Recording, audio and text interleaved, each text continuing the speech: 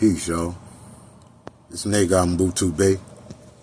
I'm back with another story for y'all. I'm gonna do a continuation of the last story. So, one day my girl came over to my apartment, and I'm gonna use the best choice of words I can use. We were trying to make a baby on this day, all right? And we were on the couch. And when we were done, we just laid there for a while, just meditating. And next thing you know, I can hear a voice real loud calling my name again. Female. Then I look up at her. And she starts smiling. She said, you heard me calling your name, huh? I said, yeah, so you mean to tell me that's been you all this time? She said, yep. Now you know. I said, wow. I said, you've been talking to me for a long time. She said, mm-hmm. She said, longer than you know. She let me know that we were king and queen in every past life. That's the word she used, king and queen, in every past life. So, I know exactly who I am, but that's another story. Shortly after that, I can hear her mother talking. And I knew it was her mother because I met her mother once. And her voice is very distinctive. So I heard her telling me, at least I thought she was talking to me, but she said, you need to leave that girl alone. She doing good right now. Leave her alone. She got better things to do. So I told her, I said, I just heard your mama telling me to leave you alone. You got better things to do than all this. She said, I said, yeah, I'm serious. So she called her mother to confirm. She did hear it, but her mother was on the phone with her ex because he kept calling the house. And she was fired up because she was talking to him in such a way like, I mean, some of the words I left out because she was cussing up a storm at him. So, yeah. She told me what her mom said.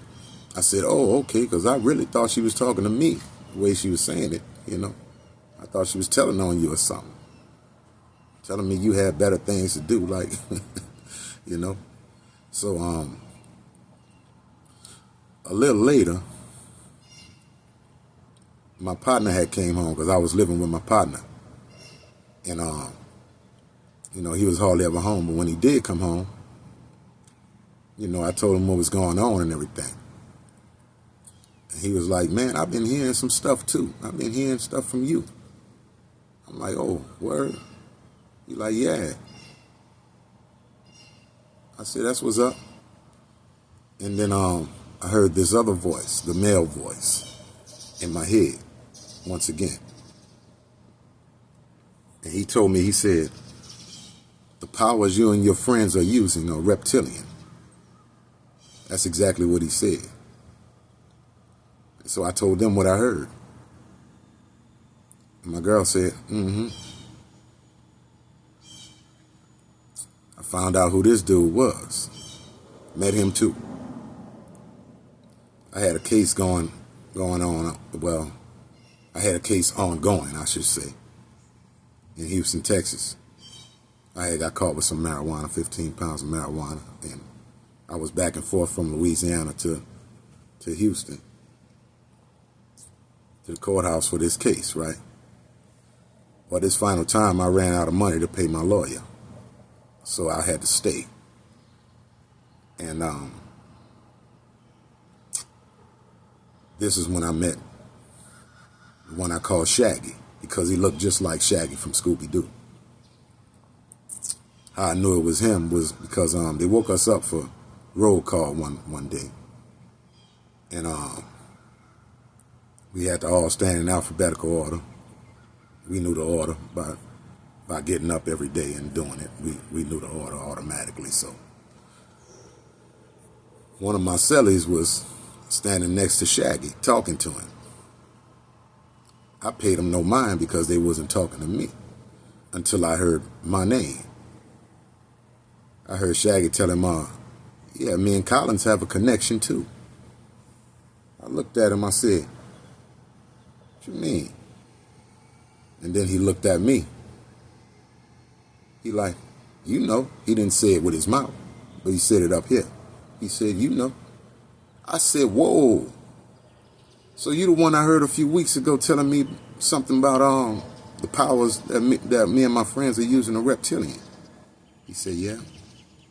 I said, dang, you've been talking to me for about a year now. He said, or longer.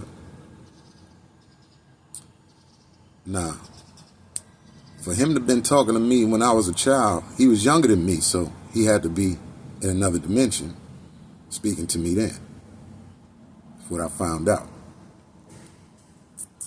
And man, this dude, powerful too, just like her. Powerful.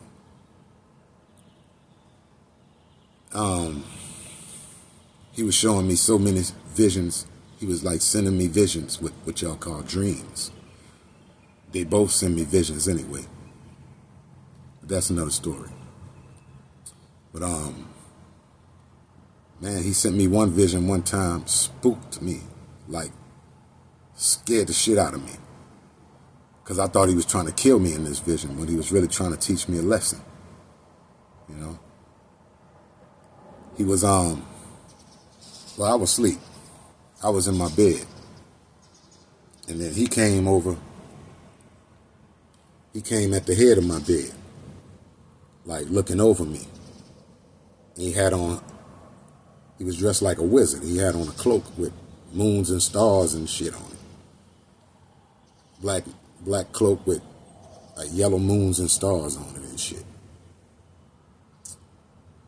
And he had a bald head at the time because he had cut all his hair off, so he didn't look like Shaggy at the time. He looked just like Shaggy from Scooby-Doo. That's why everybody was calling him Shaggy.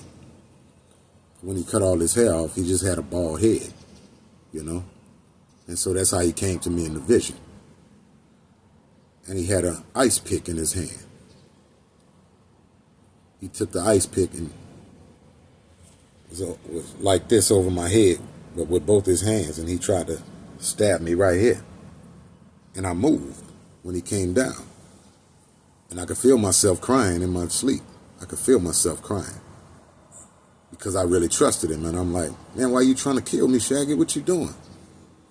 I could hear him say, it's not what you think. Then he put that down, grabbed a steak knife, and tried to do the same thing. I moved my head again. I said, Shaggy, what you doing, man? You trying to kill me? He said, don't worry. It's not what you think. So, when I woke up, after that I woke up. And I went to his cell to try to see what was up with this vision, right? Because I know he could tell me. He was telling me what all my visions meant.